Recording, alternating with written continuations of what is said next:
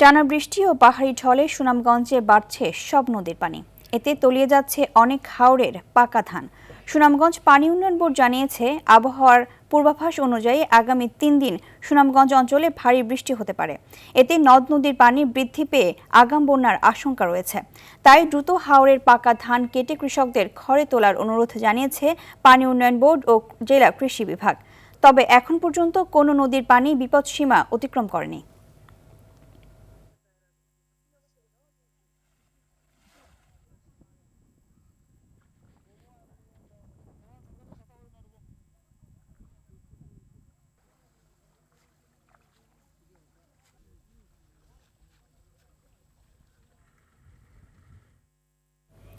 দর্শক, এ বিষয়ে আরো জানাতে সুনামগঞ্জ থেকে সরাসরি যোগ দিচ্ছেন সহকর্মী বিন্দু তালুকদার। বিন্দু, পানি বাড়া ও ফসলের ক্ষয়ক্ষতির বিষয়ে বিস্তারিত কি তথ্য রয়েছে আপনার কাছে, জানাবেন? ধন্যবাদ দিবা। যেমনটা বলছিলেন, বৃষ্টিপাত ও পাহাড়ি ঢলে সুনামগঞ্জের সকল নদীর পানি বৃদ্ধি পাচ্ছে। তবে একটু খুশির খবর হলো যে সুনামগঞ্জের আজ সকাল থেকে বৃষ্টিপাত হয়নি, আকাশে মেঘ রয়েছে।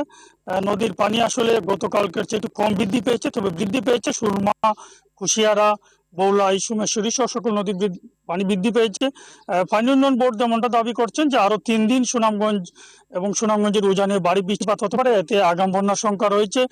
কৃষি বিভাগ আমাদেরকে যেমনটা আজকে সকালে জানিয়েছেন যে সুনামগঞ্জে 1 লাখ হেক্টরের উপর বেশি জমি কাটা হয়েছে, যা গড়ে 50 ভাগের উপরে। তবে কৃষকরা যেমনটা বলছেন যে হাওরে অধিকাংশ ধান রয়েছে, ইতিমধ্যে বৃষ্টির পানিতে ধান তলিয়ে গেছে। আমরা যদি একটু দেখানোর চেষ্টা করি, আমি আছি দেখার হাওরের সুনামগঞ্জ সদর উপজেলার দেখার হাওরের একটি অংশে।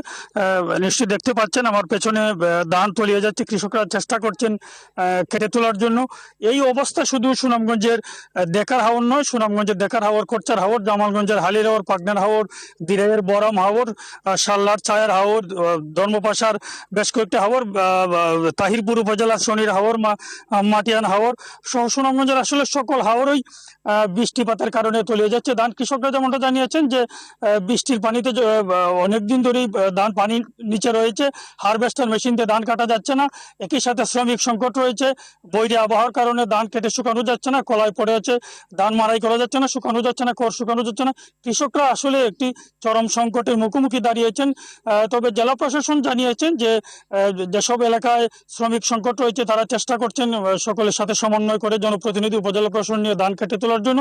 তবে কৃষকরা দাবি করছেন আমাদেরকে যে আজ পর্যন্ত অন্তত অর্ধেক জমি হাওরে বিভিন্ন এলাকায় নিমজ্জিত আছে, বৈরী আবহাওয়ার কারণে ধান কাটা যাচ্ছে না। আরেকটি সমস্যা কৃষকরা আমাদেরকে জানিয়েছেন, হঠাৎ করে পানি আসায় অনেক হাওরের ধান পানিতে নিমজ্জিত হওয়ায় নৌকার কারণে ধান কাটা যাচ্ছে না। শ্রমিক সংকটের পাশাপাশি নৌকার সংকট রয়েছে। তো পানি উন্নয়ন বোর্ড যেমনটা আজ সকালটা আমাদেরকে জানিয়েছেন যে সুনামগঞ্জে গত 24 ঘন্টায় মাত্র 8 মিলিমিটার বৃষ্টিপাত হয়েছে। সুরমা নদীর পানি কিছুটা কম বৃদ্ধি পেয়েছে, তবে বৃষ্টিপাত হওয়ার সম্ভাবনা রয়েছে। আজ সকাল 9টা পর্যন্ত সুনামগঞ্জের কোনো নদ নদীর পানি বিপদ সীমা অতিক্রম করেনি। তবে যদি বৃষ্টিপাত অব্যাহত থাকে এবং যদি উজানের ডল নামে, তাহলে নদীর পানি বিপদ সীমা অতিক্রম করতে পারে এবং বন্যা পরিস্থিতি সৃষ্টি করতে পারে। এবার এই ছিল সুনামগঞ্জের হাওরের ধান কাটা এবং নদীর পানির বৃদ্ধির সর্বশেষ। ধন্যবাদ আপনাকে।